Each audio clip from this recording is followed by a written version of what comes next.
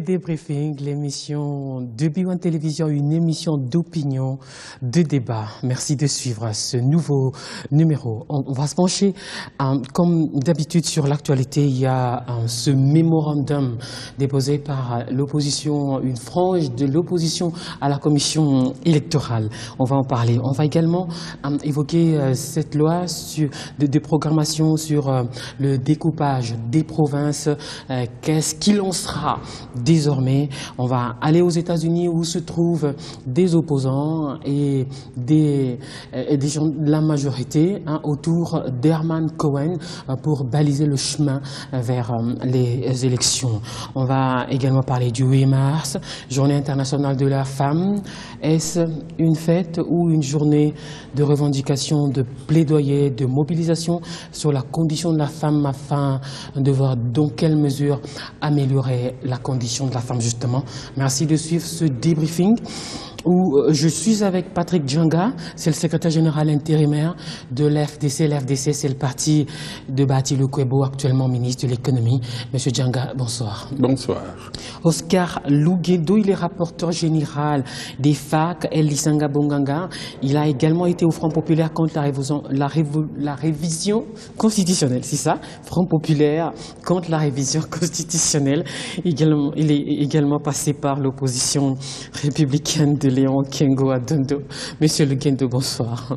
Bonsoir. Je voudrais préciser que ce n'est pas FAC Lisanga Bonganga. Je l'ai dit encore dans une émission ici. Les FAC est une plateforme. Et pour le moment, Lisanga coordonne le Front populaire. Les FAC opposition sont sous la co-modération de M. Ingele Ifoto et Eva Mwakassa. Nous connaissons également les FAC Fayoulou. Oui, ça c'est un autre problème. Ça c'est le FAC tout court. Moi, je préfère ne pas l'appeler FAC Fayoulou, puisque là-dedans, il y a le professeur Kalele. Il ne serait pas content qu'on le dise comme ça. C'est les FAC tout court. Alors, première question, on va tout de suite prendre cette loi sur la programmation. On va y aller graduellement.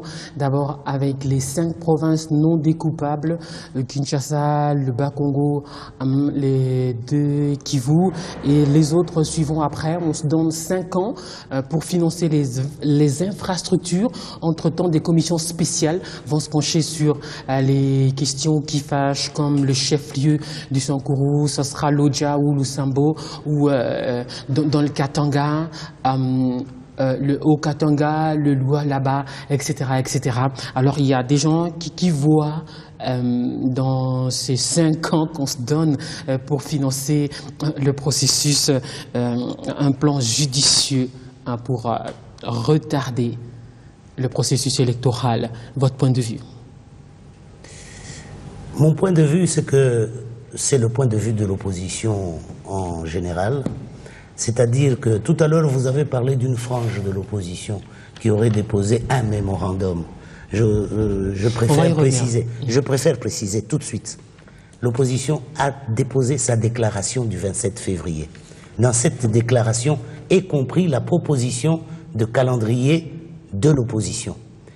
Et il s'agit de l'ensemble de l'opposition, en dehors de la structure UDPS, puisque le groupe parlementaire UDPS et alliés est partie prenante aussi de cette déclaration. Donc il ne s'agit pas d'une frange de l'opposition. Je préfère qu'on dise une grande partie de, ou bien l'opposition dans son ensemble, en dehors de la structure UDPS. Voilà. C'est votre conception. C'est pas ma conception, c'est la réalité. La réponse à cette question maintenant. La loi de programmation sur les nouvelles provinces qui a été promulguée le 28 février. Oui. Ensuite, le vice-premier ministre et ministre de l'Intérieur, Évariste Bochap, a pris donc cet arrêté pour déjà entrer de plein pied dans l'application de ces dispositions pour les 5 provinces non découpables, à savoir qu'on supprime le poste des directeurs provinciaux, etc., jusqu'à ce que dans 5 ans, le reste des provinces va suivre. Bon. Moi, je constate tout simplement qu'on a pris quand même trop de temps pour mettre en place ces 26 provinces. La Constitution ne l'avait pas prévu ainsi. Et puis, je me pose la question de savoir... La Constitution n'avait pas prévu quoi? N'avait pas prévu qu'on prenne autant de temps pour mettre en place les nouvelles provinces. Il y a une disposition constitutionnelle qui a donné le temps qu'il fallait pour mettre en place les provinces. Mais néanmoins, je constate que c'est maintenant qu'on se précipite, qu'on semble se précipiter sur la mise en place des nouvelles provinces. Et je me dis que c'est peut-être encore un processus qui risque d'aller dans le sens de vouloir bloquer le processus électoral. Parce qu'on parle d'organiser les élections provinciales dans l'optique des 26 provinces. Alors, est-ce que ce n'est pas encore une manœuvre dilatoire pour bloquer le processus électoral? C'est la question que nous nous posons et c'est la question qu'on a le droit de se poser. La question à laquelle va peut-être répondre Patrick Djanga, il est le secrétaire général intérimaire de l'FDC, l'Alliance des forces démocratiques du Congo. Votre réponse? Je pense que vous précipitez maintenant, selon lui, afin de bloquer le processus. Ce sont ces termes. Je pense qu'il est de bon aloi que je commence par répondre à votre question, puisqu'elle est fondamentale. La loi venait d'être publiée hier. C'est vraiment une question d'actualité. Nous, au sein de la FDC, nous avons pris acte, au moins constaté que mieux vaut tard que jamais.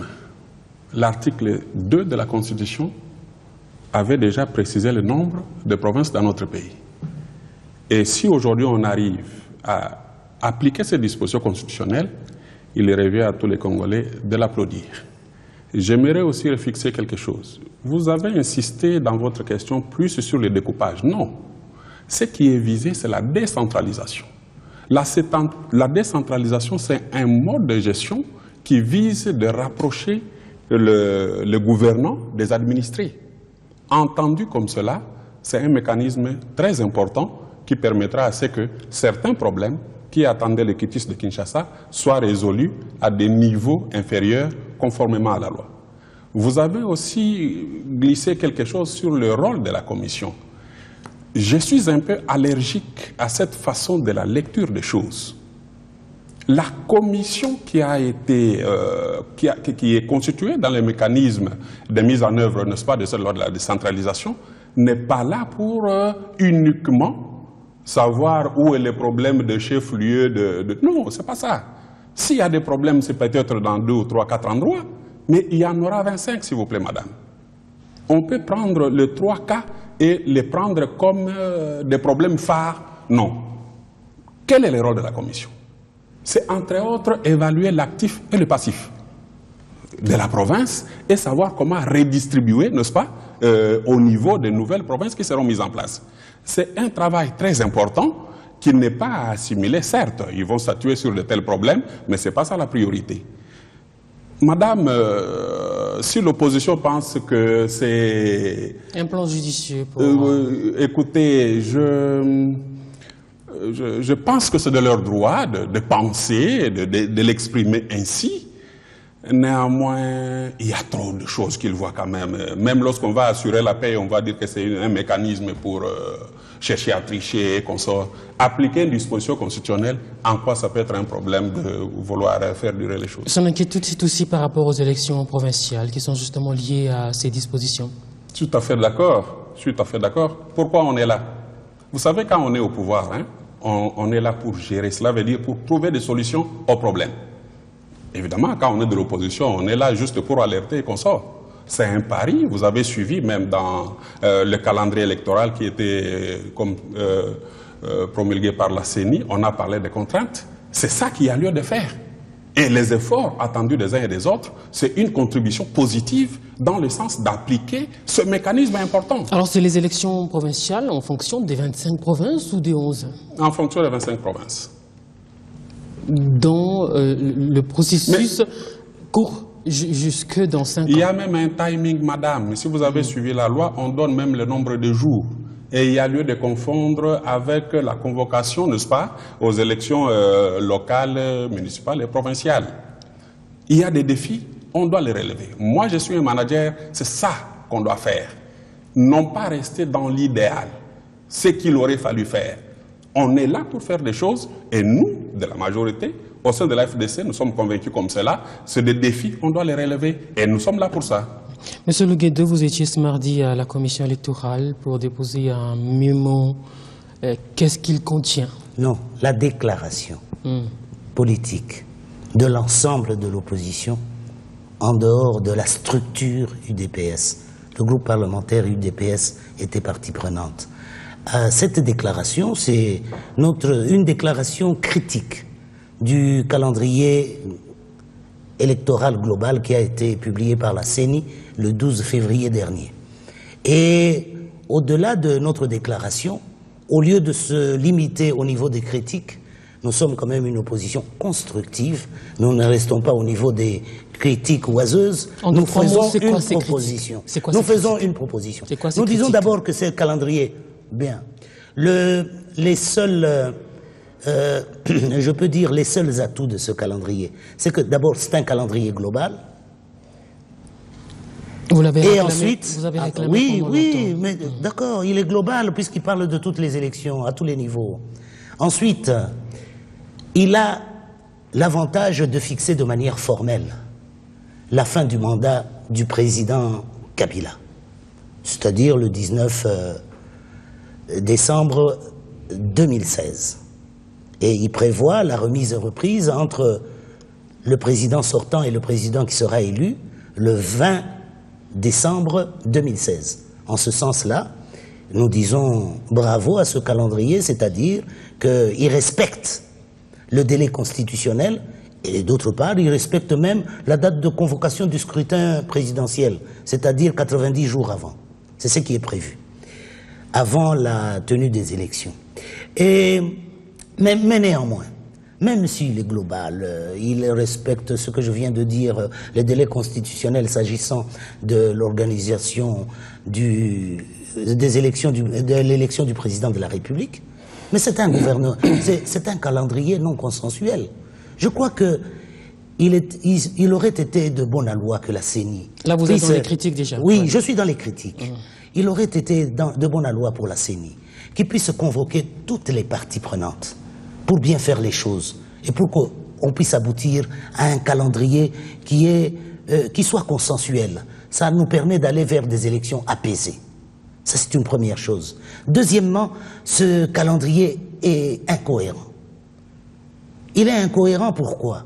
Parce que, voilà, les élections provinciales sont prévues, il y a aussi les élections locales, on dit que ça se passe le même jour, mais la date de la préparation, les opérations de préparation ne se passent pas pendant la même période. Il y a une sorte de décalage, si bien qu'il y aura des chevauchements, des enchevêtrements qui risquent de poser problème quand même du point de vue technique.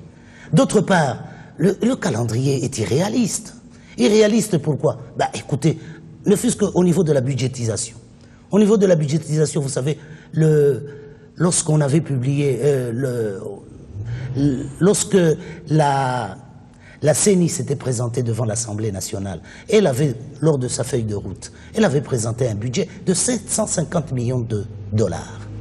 Mais sur les 750 millions de dollars, en définitive, l'Assemblée nationale, ou si vous voulez le Parlement, puisque c'était les deux chambres à la fois, puisqu'il s'agit d'une question budgétaire, avait accordé à la CENI 169 millions.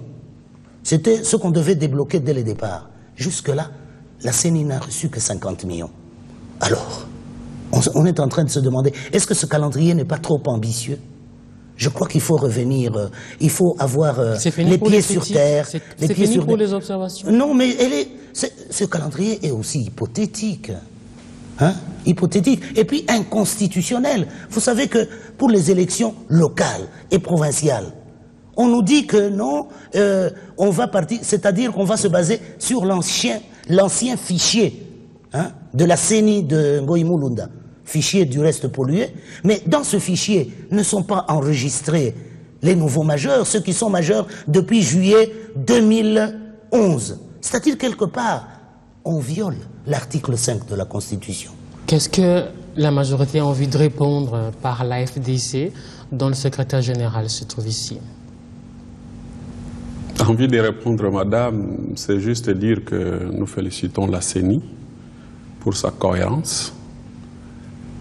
Et nous pensons que son calendrier est tout sauf ce que critique l'opposition, en plus d'être consensuel,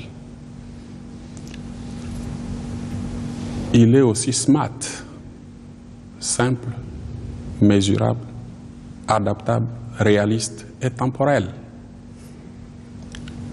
Ceci dit,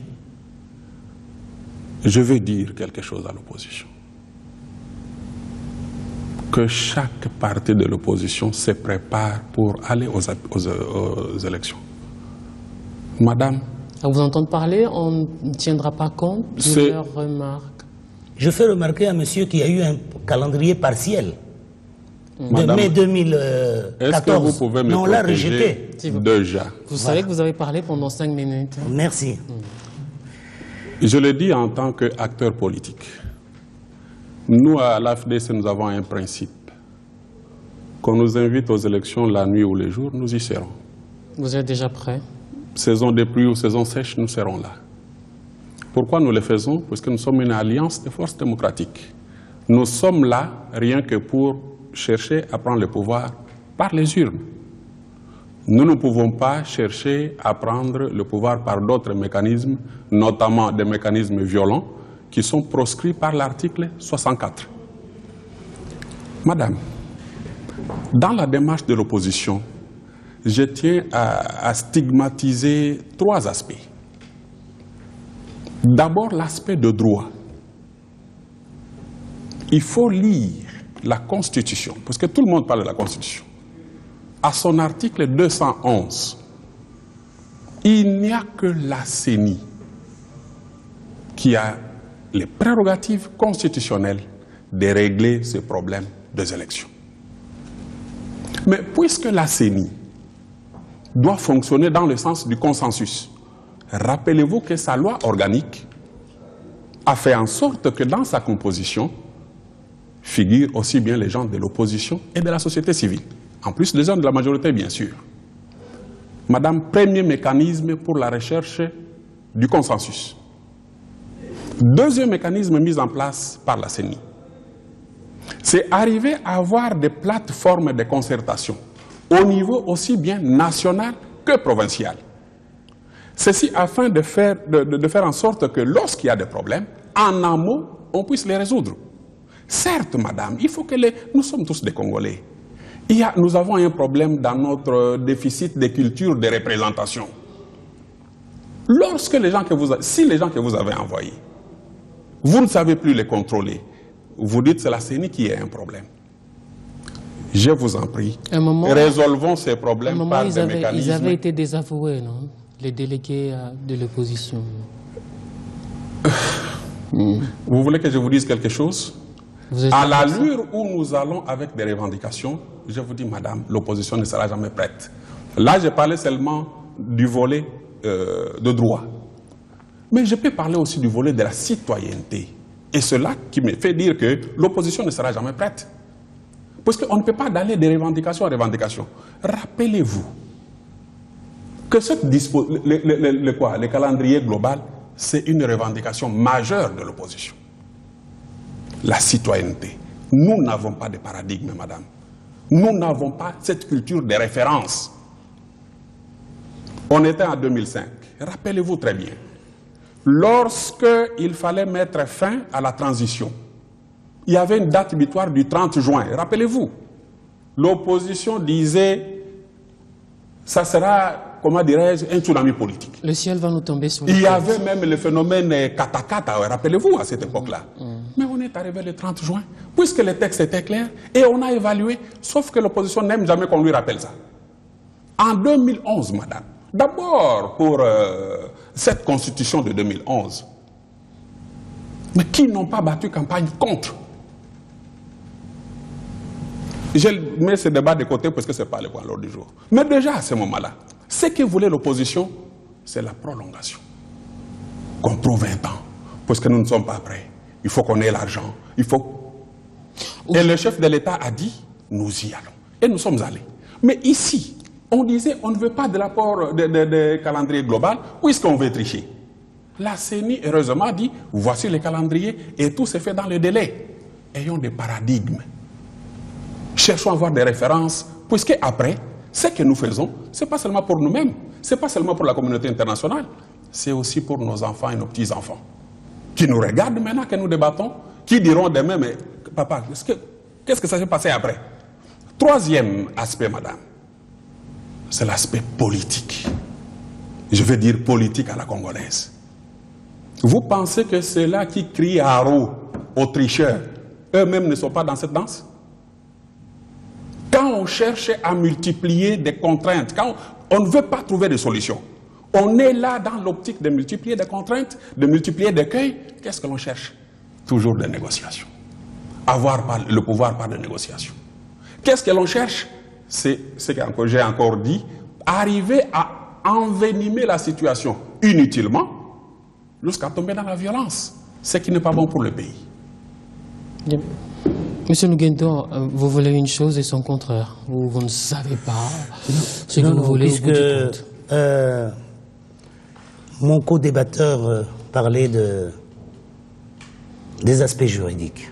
Je préfère d'abord commencer par les aspects juridiques. En tout cas, tout le monde sait que le calendrier électoral, c'est la mise en œuvre de la loi électorale. Le co-débatteur peut-il m'expliquer aujourd'hui, mon co-débatteur,